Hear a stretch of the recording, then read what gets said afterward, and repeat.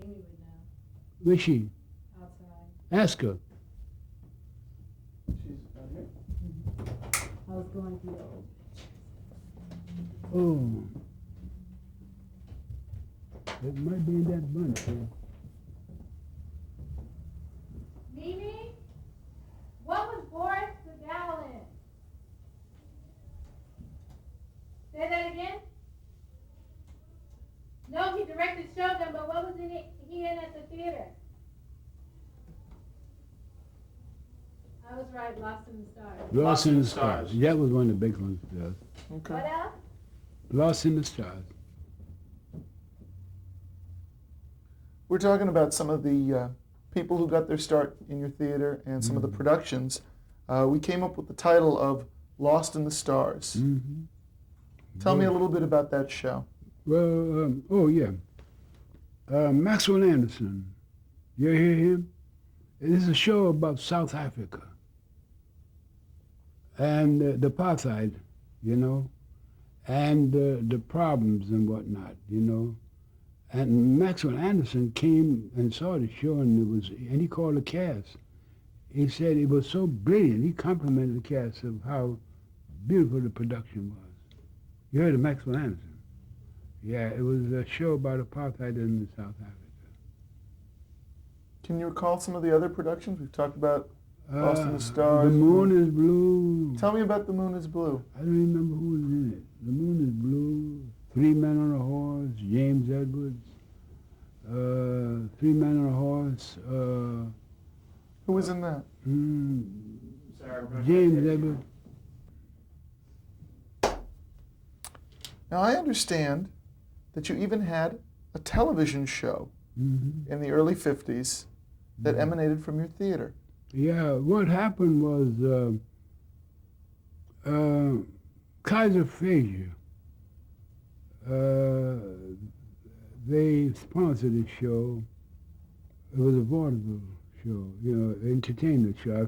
I discovered the Platters with that show. You know, Really? Yeah, there's some. What I was doing early on. How did the show come to your theater? How did that happen? Well, because I was showcasing new actors in vaudeville, you understand, for television, and I started with entertainers first before I went with actors, you know, creating an actor theater, you know, and so I found a lot of. So was it like a variety show? Variety show, yeah, because I'm originally a variety person, you know, stand-up comedian and whatnot. Now, was the show shot live in your theater? It was shot in the studio. Where was the studio? At Gower, somewhere in Sunset. It was. The Sunset Gower? It was near Channel 5. What's the station? KTLA. What station is there? Down the street from Channel 5. Channel 11? Channel 11. It was on Channel 11, yeah. Mm-hmm. And it was just a local show in Los Angeles? Yeah, Los Angeles, yeah. How long did the show run?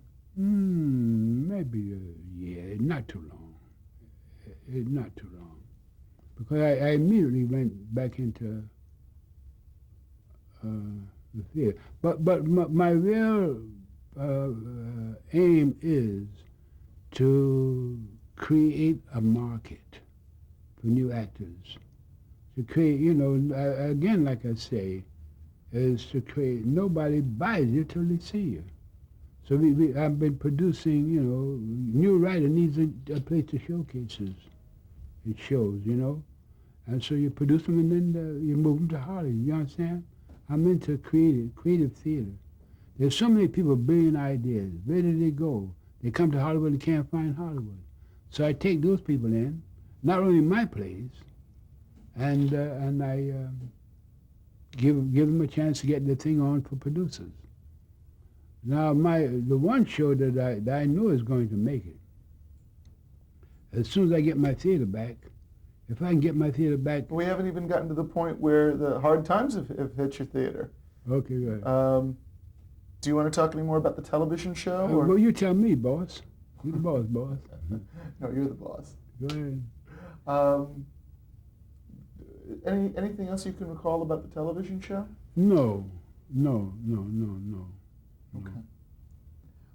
Talk about the ongoing role of the Ebony Showcase in the community over the years. Well, right now we are responsible for the image, and we need to correct the image. We need to show Afro Americans in positives. We need right now in our community. I told you I'm writing a book, and because our image is so bad, we can't get a bank loan. You understand? Because our image and right now the CRA is coming in, say the community is blighted and they're going to save the community, but they're not into trying to. They want to take it and put me in the street. You understand? And you are a lifesaver to me, because you and what the NAACP is doing to show that I am a thinking person. I'm not old and senile. You understand? Now we want to correct these images and to show our people in a good light. So you felt that the role of the theater really was to correct negative stereotypical imagery. Yeah, and more than that, you see, right now, if Afro-American is caught in Beverly Hills after 7 o'clock, the cops are going to get him. Come, there's one walking. And then in our community, at one time, in our community, the Beverly Hills people used to come to our community and enjoy themselves in the nightclubs and come to our houses, you know, and they felt a part of the community. You understand? Now, if one of them, it's dangerous for a non-Afro-American to be, and even to Afro-Americans to be walking in parts of our community, because we're going to get mugged. But you felt then that you were successful in not only presenting black actors and characters in a more positive light than had traditionally been seen, but you were also able to attract white audiences and the entertainment industry. I proved that they can come and be safe, and that's what we have to do now, is to correct these images to show that you can come and do business in our community. So we have the potential of re-educating. We got to re-educate some of the people that we think are our enemies. You understand? Because, well, I wanted to ask you, and try and chronicle this as best you can. But over the last few years, hard times have befallen the Ebony Showcase. yes. Give me your take on what has happened and the situation that you and your family are now facing today. Mm-hmm. Tell me what's happening. Well, what's happening right now is politics have taken over. And in many cases, our politicians are owned from the outside. We don't control our politicians. And so they come in now, and in my particular case, one of my councilmen, I started all of my councilmen in my district. I started Bradley, Cunningham, and Holden. You understand? But what has happened is, instead of them, they promised if they ever make it, they'll come back and see. That was funny. I'm older than the music center. Can you imagine a black theater older than all the theaters downtown? And they're giving them millions of dollars, and I can't get a bank loan.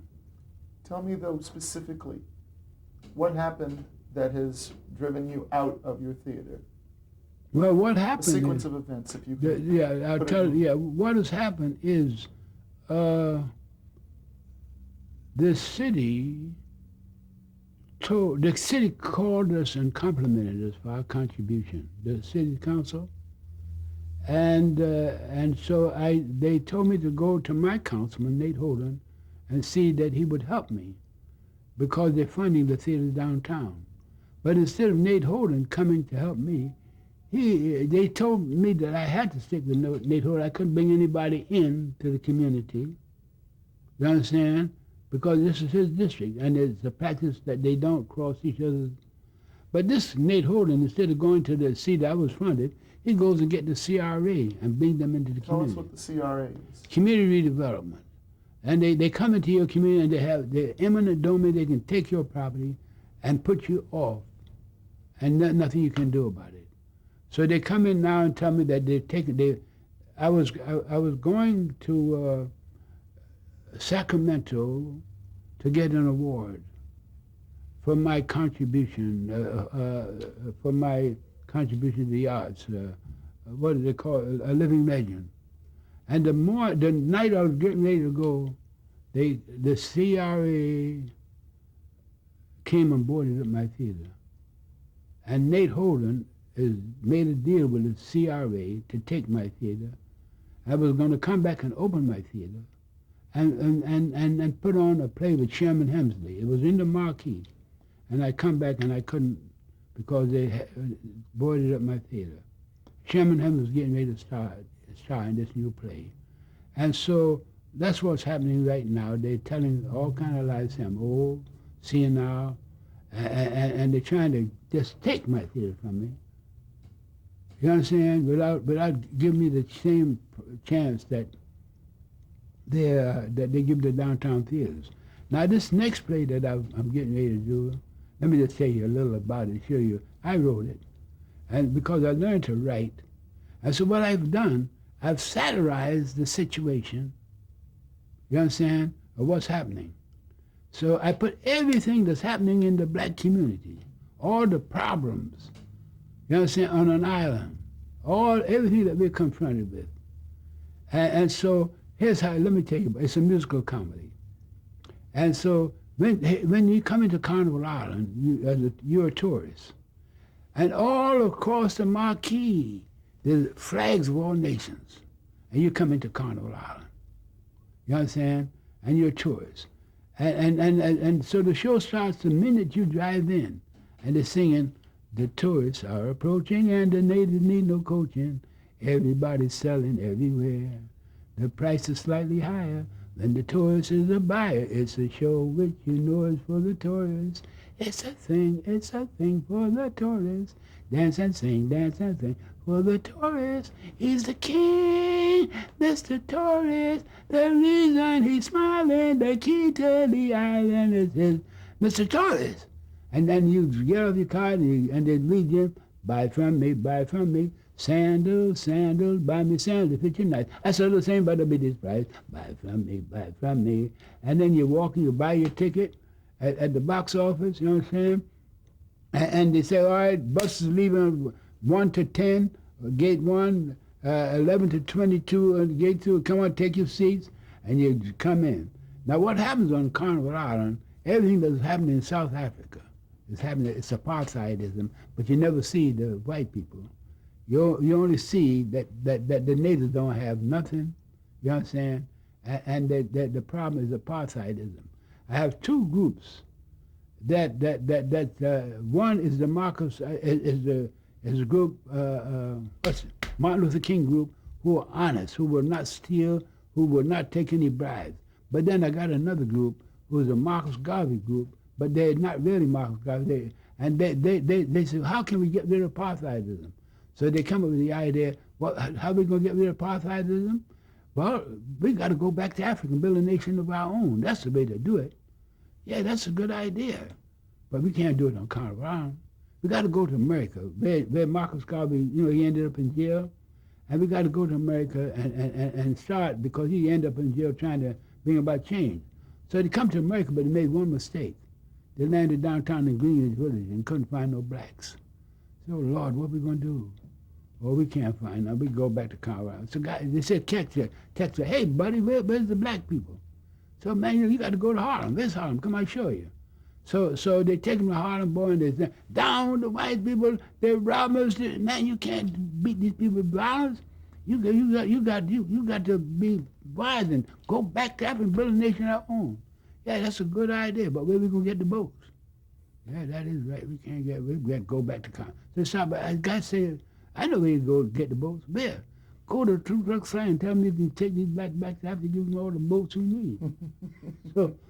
So they said, yeah, that's a good idea, but who do we know in the Ku Klux Klan? We don't know. Let's go back to Conroe. We can't wait for this. I know who. What's the name of the black judge? The black judge in Oh, this Clarence Thomas? we know. I know who's in black. It's Clarence Thomas. How would he get in? Well, in this branch of Ku Klux Klan, they raid the hoods. You don't know who's under the hood. There's Reagan, Bush. You know what I'm saying? You don't know. So they go to the Ku Klux Klan and ask them to get. So the Ku Klux say, yeah, we give you the money to buy the boats. You know what I'm saying? But if you don't get these blacks out of America, we're going to get you. So they give them the money to buy. But then the guys who was on the street corner say, you can't walk around Harlem with all this kind of money. Let us hold the money. You know what I'm saying? You can make the deal, and we'll give you the money because you're going to get mugged. So they make the deal. They can't find the guys with the money. Oh, Lord, we better get out of town. So they come back to Conroe. They become, forget that altruistic and trying to save black people. So they come in and join the apartheid movement. And you know what I'm saying? And they ask, and they're going to help the apartheid because they know how to handle blacks better than anybody, these black brothers. So what they're going to do now is they're going to let one guy, let's have the welfare programs. You know what I'm saying? We control them. Be a good black, don't make no waves, you understand? They give you food stamps, and whatnot. And then the second guy is head of education and the head of ministry. But the ministry is voodoo. You know what I'm saying? And I tell everything that's happening, you know what I'm saying, to us, you know what I'm saying? So it's a musical satire of what's happening. Of society. And so what happened is 61 Minutes comes to Carnival Island. And why is it black people don't make no progress? So while they're making this documentary, the worst thing could happen to the blacks on Carnival Island. They discovered gold and oil and diamonds at the same time. Oh my God. And 61 Minutes is coming.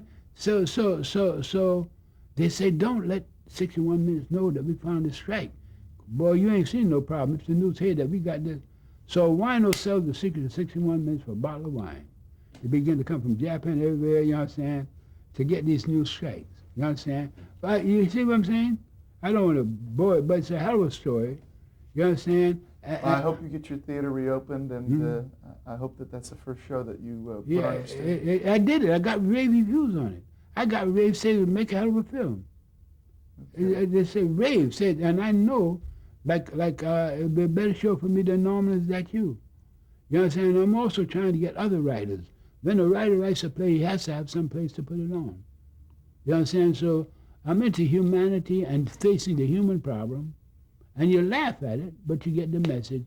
And I'm into healing and being the people, you understand, because greed is one of the main things on the island.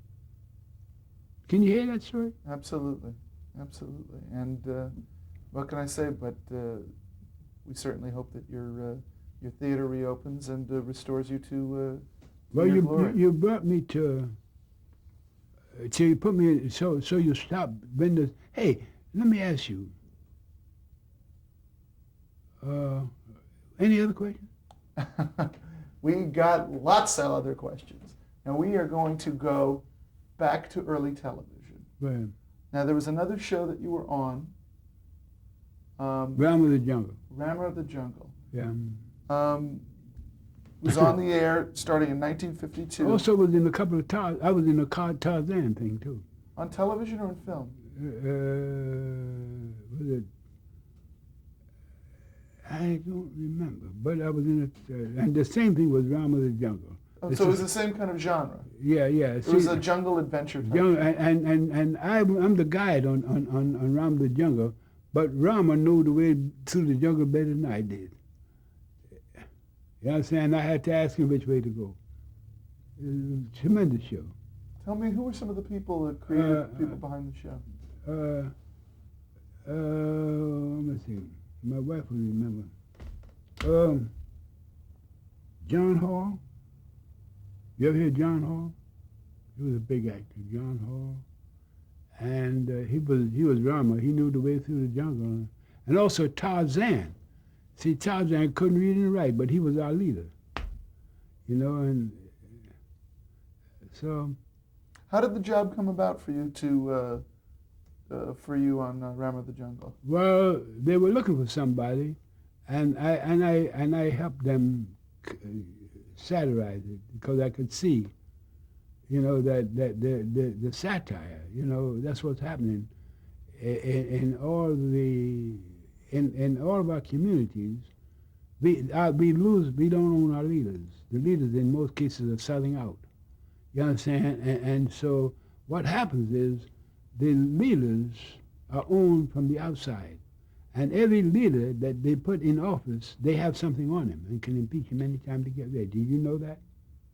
All of our leaders, Cunningham didn't finish his thing, because they got something on him. They got a little girl by the name of Pat Moore.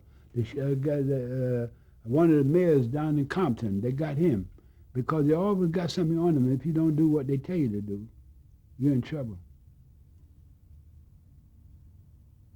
Tell me more about Ramar the Jungle. Do you recall who some of the writers or directors were that you worked with on the show? Don't remember. No, don't remember. But it was the same thing. They owned the leaders. You see, right now people are selling democracy, and right now they're going even to buy the leaders of Russia to bring them. You know, so we need democracy here in America. You understand what I'm saying? We got to bring democracy here for the people sleeping in the street. We got to make this and reach out and teach these people that they're somebody. Is that too heavy for you? Just to sum up, Ramar the Jungle was done right after Amos and Andy? Well, we have to do your thing on it. I don't remember. I don't want to come with falsity. Okay. But we'll say it was. So it was done. Now this show was also shot on film? Yes. Yes. Okay. Do you recall where it was shot? It was a studio near Sam Goldwyn on Melrose, by that Formosa restaurant. Okay. You know where that is? Sure. Yeah, right in that. We have to. How can you get accurate on it?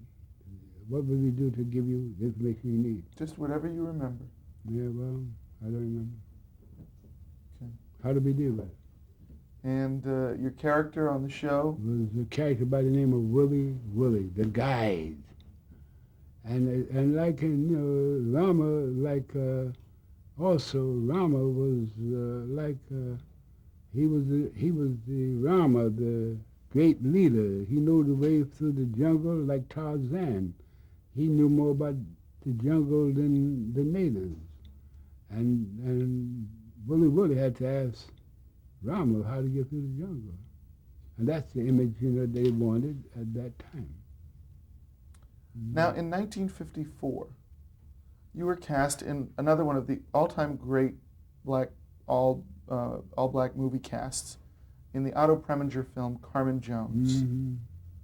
Tell me some of your recollections of working on that film. Well, Mr. Preminger found me in my theater, and he saw I was a thinking actor, and I helped him to cast the show. Who were some of the people that you brought into the cast? Roy Glenn, but anyway. I mean, there were some great actors in the film. I mean, Yeah. talk a little bit about what it was like working with people like Dorothy Dandridge. Yeah. Well, let me tell you what Mr. Preminger did. He saw me in a play that I did called Caricatures. And he said, I see you're a thinking actor, Mr. Stewart. That's what he looked at me. He said, you do anything you want to. I'll only tell you when you're wrong. He saw, I would bring things to... So he's a very generous director. Yeah, because he saw I was a thinking actor.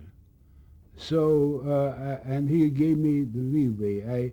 One of the actors was a guy who now is Edgar Charles' manager. His name was Joe... I can't think of Joe's name. He's not Edgar. He played the fighter, Husky Miller. Who else was in it? Harry Belafonte. Harry Belafonte. Talk about working with Harry Belafonte. Oh yeah, he's a brilliant man. Harry Belafonte is a brilliant man. I think William Morris's office is trying to get him to be interested in my show.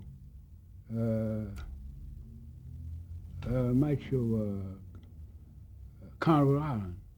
Morris office is interested in it. And what else? Any anecdotal material about working with any of these people on this particular picture? Dorothy Dandridge, Harry Belafonte, Pearl Bailey. Yeah, well, Pearl. Yeah, they all. There was no conflict. They were, each of them did their thing. I don't know what we came and did our thing, and that was it. Only I remember, I don't know the significance of this. Dorothy Dandridge married one of the Nichols brothers, and I remember I tried to help Dorothy because she was despondent. She wasn't moving like the other white actresses, and she was heartbroken, And she used to call me. I remember she was pregnant. She called me and asked me to bring her bananas in the middle of the night, And I was trying to tell her that she should not be despondent. Come into the theater and work and help me to develop plays. I try to bring hope to these people, and sometimes you go with what you have and build in your own community. And that was the attitude that I had with Dorothy, trying to save her life. She committed suicide or something to that effect. Really? Yeah, she was so despondent. Nothing was happening for her. Other actors was passing, but a black actor get one picture in a lifetime. We don't get follow-ups. I'm one of the few guys that kept doing things. This film actually also marked the screen debut of Diane Carroll. Yeah. What do you recall about her back then? Well, she too, you understand, we were pretty friendly, but she hasn't done nothing since. They drop them. She did that one thing, a good show. What was that good show? Julia? Yeah, that was good. She did, but she hasn't done nothing since. They fall apart. They die. So we're trying now to create, to keep them alive, to build an industry, and keep doing things. You had talked a little bit before about It's a Mad, Mad, Mad, Mad World, Mm-hmm. and Stanley Kramer. Mm-hmm. Any thoughts, any memories about Stanley Kramer? If right now the city has okayed me to have made me a Walk of Fame. We had a theater in the Lafayette in New York, and they had a Tree of Hope and a Program of Hope. So I've established a Tree of Hope out here, and I've established a Walk of Hope. You understand? And Stanley Kramer, when the theater opens, I would like to put his name of the contributors to black theater. Tell me why. Because he was the one who is responsible for Sidney Poitier. You understand? He came up, he produced such progressive plays. Guess Who's Coming to Dinner? Steel Helmet. And he always showed us in a big light. Is he the one who brought you onto Mad World? What happened was his uncle was my agent, Earl Kramer, and he was working for the Remorse Agency. And so that's how I got into Now, you, of course, had worked with Milton Berle in vaudeville many years before. Did you come back into contact with him when you made the film? Which film? Mad World. Mad World. No. I'm trying to get Milton Berle. I was in his television show too. I did a spot on it. But Milton saw Norman is at you at my theater, and he took it on tour. We gotta change reels.